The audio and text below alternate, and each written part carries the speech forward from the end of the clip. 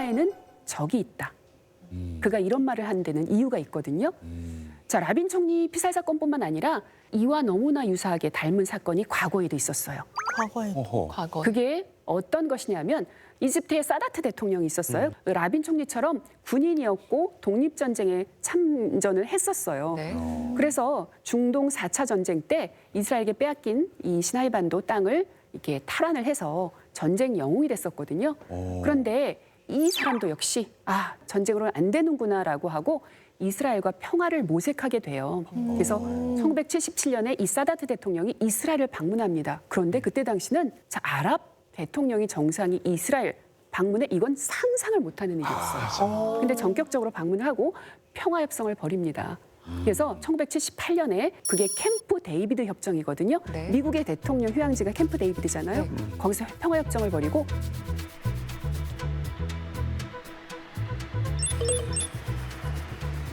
역시 노벨 평화상을 공동으로 수상을 합니다.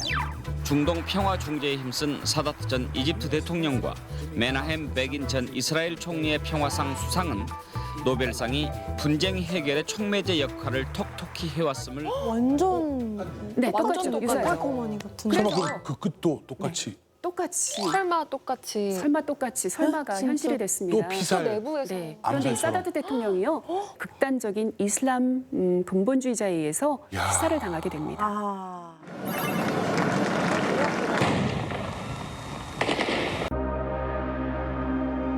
이 정도면 협정이 이게 안 깨졌나?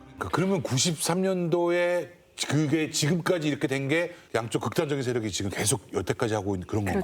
그렇죠. 모든 정치판은 다 네. 똑같은 것 같아요. 그죠. 이렇게 극우 막 이렇게 네, 극좌 극좌. 막 이렇게 네. 극우로 있는 사람들의 목소리가 온건한 사람들의 목소리가 더 커져야지 평화가 오는데 사실 그렇지 못했죠. 그래서 이렇게 오슬로 평화협정이 라빈 총리의 암살로 인해서 급격히 동력을 잃게 되죠. 결국 이것은 휘조각이 되고 맙니다. 아유. 아하. 라빈 총리 사망한 후에 이스라엘도 새 총리가 필요하죠. 네. 새 총리를 선출할 선거가 열리는데요. 이때 젊은 정치인이 혜성과 같이 나타나게 됩니다. 바로 젊은 정치인.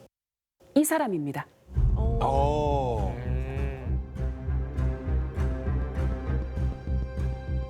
잘생겼어요? 어디 배우처럼 생겼어, 배우. 외모도 하버드대 나왔고요. 특공대 출신이에요. 완전 엘리트 정치인 같은데. 자, 이 사람이 누구냐면 바로 베냐민 네타냐후입니다. 아 네, 지금 총리? 현 총리. 오. 젊었을 때 이랬어요. 젊었을 때 저렇게 잘생겼다고요? 네, 다른데? 이미지가 너무 다른 것 같아요. 그렇죠.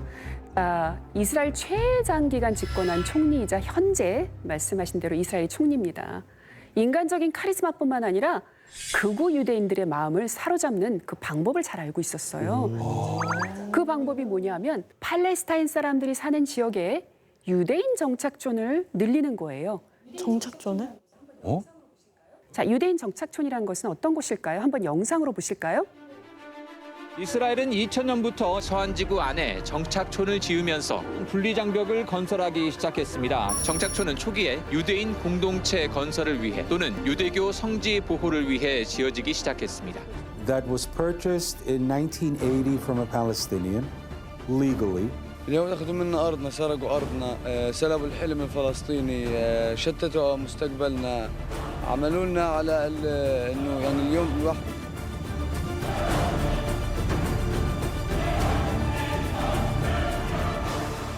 유대인 정착촌 확대 등을 주요 정책 목표로 제시했습니다.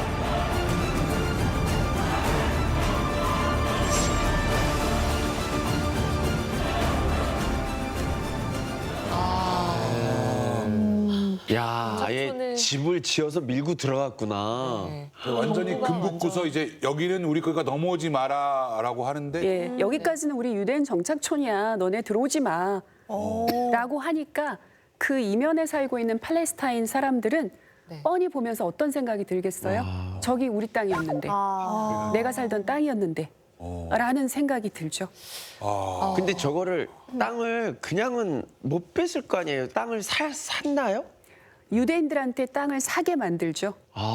그래서 제네바 협약에 의하면 어떤 점령지에 그 점령국의 민간인들이 거기서 살게 못하게 돼 있어요. 이거 국제법 위반이에요. 제네바 협약 위반이에요.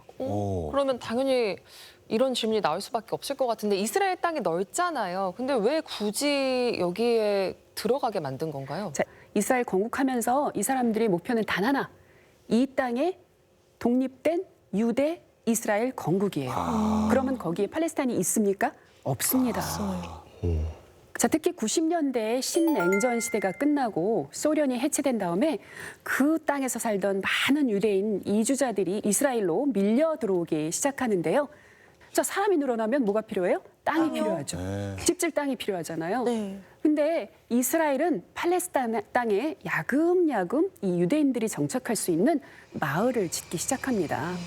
그리고 네탄야후가 리쿠르트당, 보수당인데요. 이 리쿠르트당에 이제 수장이 되면서 이 유대인 정착촌이 더 증가하기 시작하는 거죠. 서한지구 이스라엘 인구표를 한번 보세요. 1999년과 2016년 증가가 아주 급격한 경사를 보이고 있는데요. 2018년까지 서한지구에는 정착촌이 무려 4배나 증가했다고 합니다. 그러니까 서한지구 정착촌 넓히기가 현재까지도 진행 중이에요. 급기야 네타냐후 총리는 공식석상에서 이런 발언을 하죠. זה לא רק שאלה של הקשר למולדת, בוודאי שכן, אבל קודם כל זו לא הדרך לעשות שלום. לא נעקור, לא יהודים ולא ערבים. 근데 서한지구에서 이스라엘 정착촌이 늘어난다는 말은 반대로 얘기하면은 같은 땅에 살고 있던 팔레스타인인들은 뭐 그 나라 밖으로 나가지는 못할 테니까 점점 좁은 곳에 점점 많은 사람들이 이렇게 계속 밀집돼서 네. 계속 몰리는 거잖아요. 네네, 그렇죠. 그러니까 그렇게 밀집되게 압박을 해놓고 너네 나가려면 나가. 어려운 땅에서 살기 힘들지 나가려면 나가. 사실 이스라엘은 그런 것이 최종 목표가 되겠죠. 예. 오슬로 협정을 좀 믿고 있는 사람들도 굉장히 화가 났을 것 같고요. 그럼 여기 그렇게 네타냐후 총리가 얘기만 하는 게 아니라 실제로 뭔가 공권력으로 좀 지켜주고 있는 건가요? 서한지구에서? 그렇죠. 요 서한지구에 이스라엘 그 주둔군이 있어요. 그래서 이 주둔군의 명분은 뭐냐면 정착촌에 살고 있는 유대인들을 보호한다. 안보 명분으로 이스라엘군을 여기 주둔시키고 있어요. 근데 매일매일 살얼음이겠어요. 그렇죠. 그래서 이렇게 오슬로 협정은 사기다라고 외친 하마스 있습니다. 하마스. 네.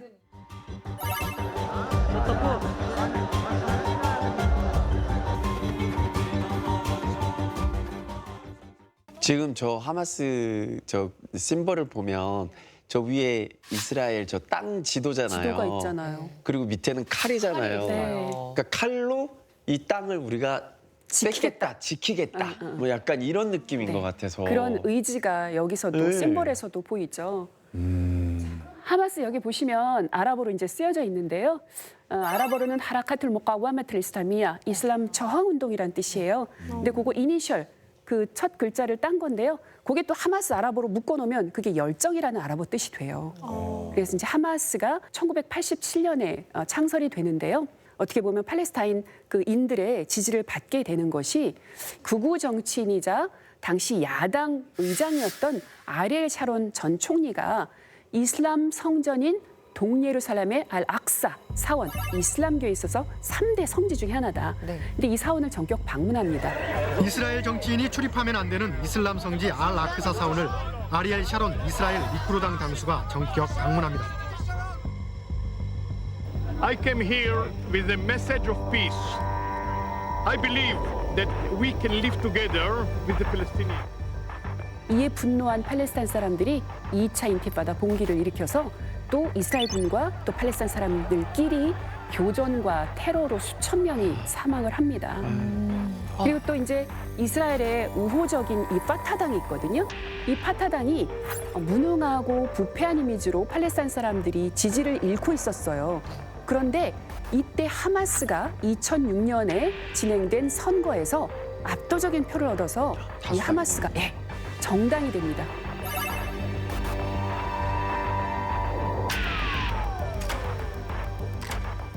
그래서 2006년, 2007년부터 가자 지구를 통치하게 되는데요. 이렇게 되니까 이스라엘은 하마스 인정 못하겠다. 왜냐하면 이스라엘은 이 하마스를 그전에 테러 조직으로 규정을 해놨거든요. 그러니까 우리는 테러 조직하고 아무리 정당으로 선출이 됐어도 인정 못하겠다. 그때부터 가자 지구에 대한 봉쇄, 가자 지구에 대한 어떤 공격 이것이 늘어나게 된 거죠. 자, 그런데 이렇게 무장단체 테러 공격이 증가를 하고 유혈 사태가 계속되자 이 방법만큼은 정말 떠올리지 않았으면 좋았을 텐데, 자, 이스라엘의 선택, 어떤 선택을 했는지 영상으로 한번 확인해 보시죠. 이스라엘은 대테러 등 국가 보안을 이유로 이스라엘은 2000년부터 이런 분리장벽을 건설하기 시작했습니다. 지금까지 지어진 분리장벽의 길이는 700km가 넘습니다.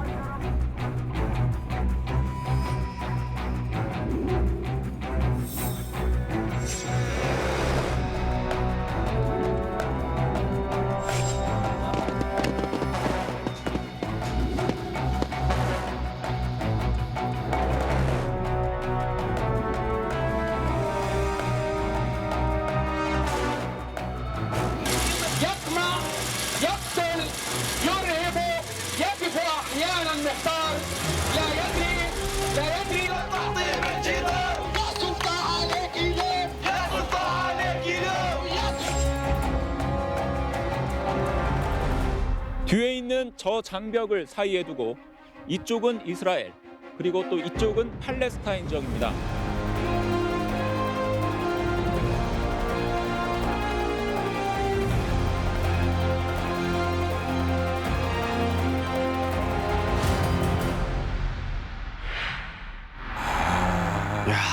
저게 그럼 가자 지구 자체를 전체를 다 막아서 여기는 아예 그냥 무슨 마치 지금 아까 얘기 나온 것처럼 감옥처럼 만들어 버려 가지고 분리를 시켜버린 겁니까? 아예? 가자 지구뿐만 아니라 서한 지구도 마찬가지예요. 그쪽도 다 네. 두 왜 아까 지도에서 보신 팔레스타인 사람들이 살고 있는 거주지 있잖아요. 가자 지구, 서한 지구 그 둘레를 다 이렇게 장벽을 친 거예요. 그런 그래서 저는 선택을 거기 이스라엘이 가서 합니다. 저거 도로를 네. 운전을 하고 가잖아요. 이게 상상보다 훨씬 높아. 맞아요. 그럼 안쪽이 안 보이나요? 안 보여요. 아예. 그러니까 이스라엘 측은 이 장벽을 테러와 위협을 막기 위한 보안 장벽이다라고 부르고 있고요. 또 팔레스타인 측은 이건 인종차별 정책이야, 장벽이야라고 부르고 있습니다. 그래서 가자 지구가 우리나라 세종시보다 조금 작은 그런 곳이거든요. 근데 이 면적에 작은 면적에 230만 명이 모여 살고 있어요. 그래서 전 세계적으로 인구 밀접도가 가장 높은 그런 지역 중에 하나예요. 그런데 문제는 이 가자 지구 50% 이상이 실업자들이에요. 할 일이 없구나 거기가. 네. 그러니까 특히나 하마스가 2007년부터 가자 지구를 통치하면서 이스라엘이 하마스 인정 안 했다고 그랬잖아요. 또 여기 통행하려면 이스라엘 정부가 발행해주고는 통행증이 있어야 돼요. 근데 이 통행증 발급받기도 쉽지 않고요. 이 분리장벽이 없었을 때 15분 만에 이동할 수 있는 거리를 이제는 3시간을 돌아서 가야 돼요. 그래서 예를 들어서 팔레스타인 노동자가 7시서부터 이제 일을 시작해요. 그러면 분리장벽 안에서 새벽 4시에 떠나서 한 2시간을 돌아가야 되고 검문소에 가면 또 수색이 그렇게 오래 걸려요. 줄이 또. 네, 줄이 길고 거기서 이제 온몸에 있는 그 안에 있는 어떤 물건들 레이저 통과해야 되고 검문 검색 때 통과를 해야 되기 때문에 시간이 너무 걸리니까 4시에 나와야지만 겨우 이 7시에 도착해서 일을 시작할 수 있는 그런 상황이 돼버린 거예요. 그래서 이 가자 지구는 천장이 없는 창살 없는 감옥이다라는 얘기가 많이 있죠. 특히나 가자 지구에 있는 가자 주민들이 생존을 위해서 땅굴을 파기 시작했어요. 땅굴을 통해서 식량도 유입하고 밀수로 또 물건들도 다 유입하고 네, 왔다 갔다. 근데 수천 개가 넘어요. 지금 현재 그래서 이 땅굴의 길이가 500km 정도 된다고 합니다. 그리고 지상에서 지하까지 약 40m 깊이로 땅굴을 파게 되는 거죠. 이런 일이 벌어지기 전까지는 이렇게까지 완전 봉쇄가 됐을 거라고는 사실 생각하지 못했던 것 같아요. 그렇죠. 네. 근데 문제는 그 분리장벽 안에 살고 있는 팔레스타인 어린 아이들이에요. 자, 어린 아이들 넓은 땅에서 마음껏 뛰놀면서 꿈을 키우면서 자라나야 되는 아이들이잖아요. 그런데 이 팔레스타인 아이들은 바라보는 게 분리장벽이에요. 그래서 이 분리장벽에 대해서 돌을 던집니다. 이 어린 아이들이. 이스라엘 군을 향해서 돌을 집어 던집니다. 그런데 이 어린아이를 조차 이스라엘군이 잡아다가 구금을 시켜요. 재판소에 세워요. 벽에다가 돌 던지면요? 네. 아이들. 총을 쏘는 것도 아니고 돌을 던지는데. 근데 저 안에서 저렇게 자란 아이들은 결국에는 약간 하마스 대원이 되든지 뭐 그 방법이 그거밖에 없을 것 같다는 생각이 좀 거의 들거든요. 둘 중에 하나일 것 같아요. 네. 어떻게 보면 이스라엘 정책에 반대하는 하마스 같은 무장대원이 되거나 아니면 그냥 무기력해지는 거죠. 내가 할 수 있는 일이 없다. 선생님, 근데 좀 안타까운 게 이스라엘 아이들도 역시 이걸 보고 자랄 거잖아요. 네. 그 아이들이 보는 세상 역시 계속 이거에 대해서 뭔가 비판을 부모님께 배우면서 이렇게 자랄 것 같은데 그렇죠. 그 아이들도 건강하기 쉽지 않을 것 같아요. 맞아요. 많은 유대인 아이들이 이 분리장벽을 보면서 느끼는 느낌이 팔레스타인 사람과 우리는 분리돼야 되는 그런 민족이야. 섞이면 안 되는 민족이야. 라는 무의식의 쇠뇌가 있는 거죠. 그러네.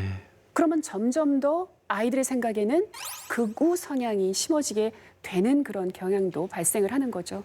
우리가 섞여야 뭐 서로 이해를 하는데 저거는 분노 그 자체를 일으킬 수밖에 없는 장벽으로 보이거든요. 그렇죠. 맞습니다. 이번에 이스라엘 하마스 사태 벌어졌을 때 이스라엘 국무장관이 한 말이 있습니다. 휴먼 애니멀들이다. 그들은. 인간 동물이다라는 발언을 합니다. 그런 것처럼 서로를 바라보는 눈이 너무 상반되게 극한으로 치닫고 있는 지금 너무나 불행한 상황이죠. 와. 근데 이런 수업이 없었으면 우리는 그냥 팔레스타인만 욕할 거였지. 모르고 그냥. 국제사회에서도요, 이스라엘의 분리장벽에 대한 맹비난이 있었어요.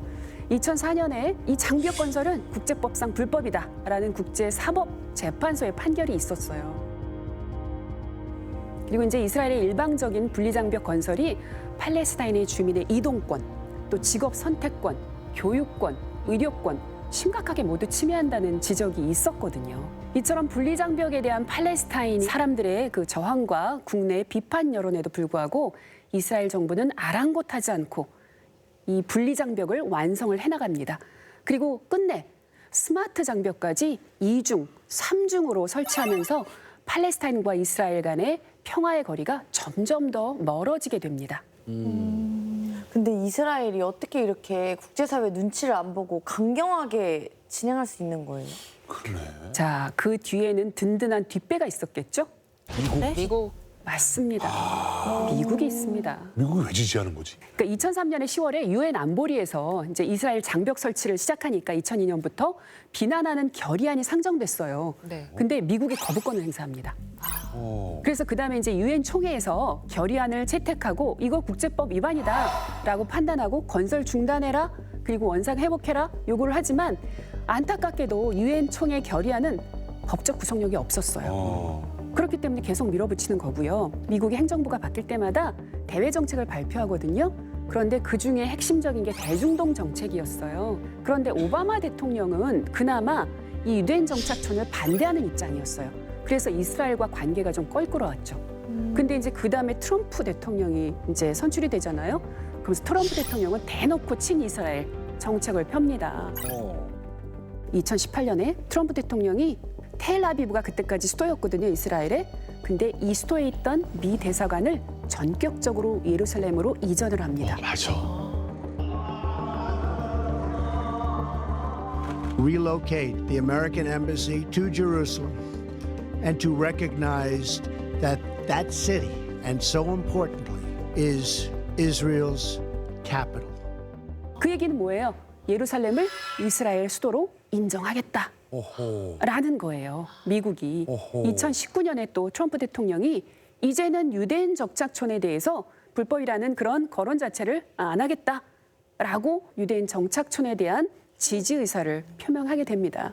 그래서 이것처럼 미국에 있어서 이 이스라엘 전폭적인 지지는 거의 대부분 역대 대통령에 있어서 꾸준히 이어져 와 있었어요. 그러니까 왜 이렇게 미국에게는 이스라엘이 중요한 거고 또 왜 이렇게 이스라엘 편을 드는 건지도 뭐 비하인드 스토리가 미국에 유대인들이 굉장히 많아요.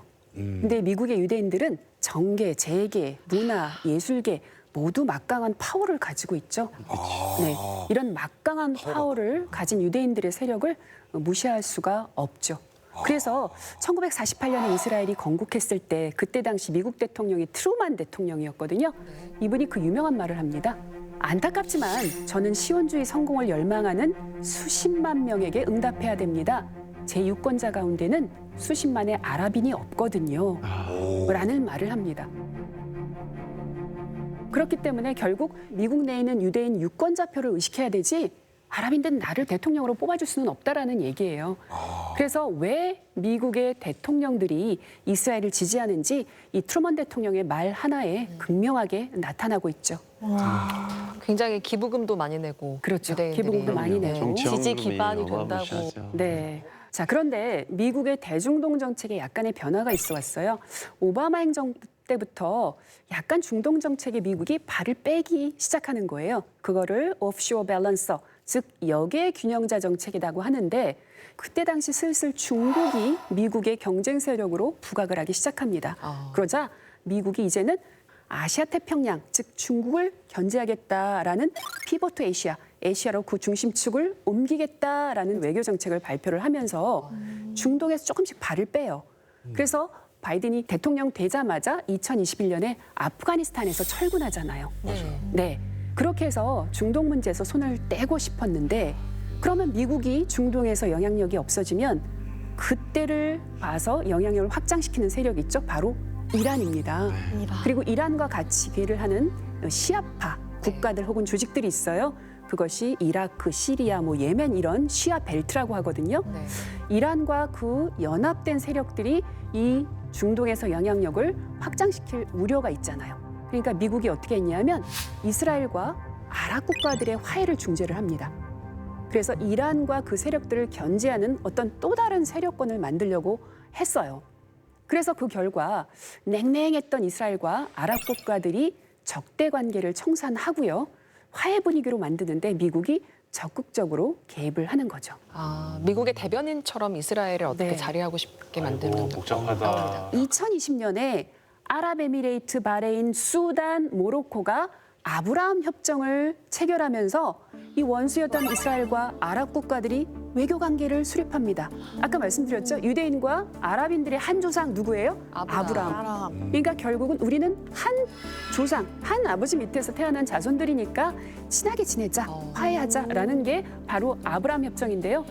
그것뿐만 아니라 최근에는 미국의 중재로 사우디아라비아와 이스라엘 간의 외교 정상화 움직임이 아주 급물살을 타고 있었어요. 근데 미국이 이렇게 이스라엘과 사우디아라비아 관계를 중재하는 이유는 내년에 미국에 11월에 대선이 있죠. 그렇지. 바이든 행정부가 그렇다할 대외 외교 정책, 외교 결실이 없었어요. 그러다 보니까 이 사우디아라비아와 이스라엘의 외교 정상화를 통해서 어떤 중동 정책에 있어서 결실을 보자.